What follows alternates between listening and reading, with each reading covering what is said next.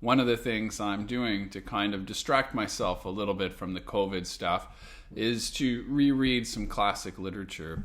One of my favorite book endings of all time is actually called a book called The Toilers of the Sea by Victor Hugo.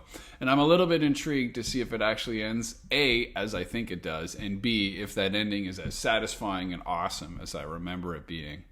I know a lot of us are thinking about endings right now. We're wondering about the year end for 2020. We're thinking about when COVID will end and what that will look like and all this kind of stuff. But I think it's a beautiful, calming, helpful thing to take a moment and read some old literature.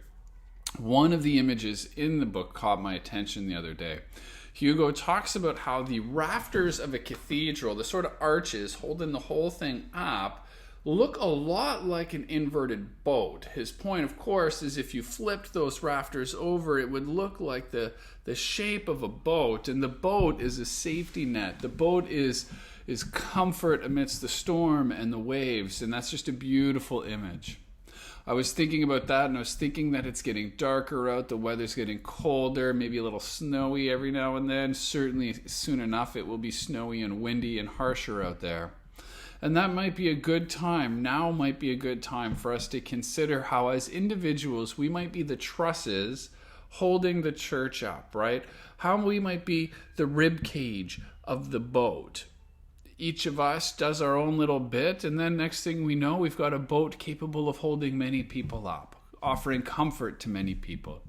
It's an easy image to remember, and I would implore you, you might find great satisfaction in trying to figure out how you might be that for someone. I don't know what that looks like. There's any number of ways it could look.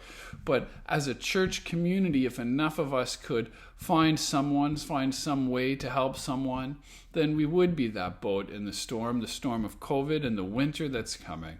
And wouldn't that be a beautiful testimony to the way Christ has encompassed us, offered us comfort, offered us help in our times, in our lives when we needed it?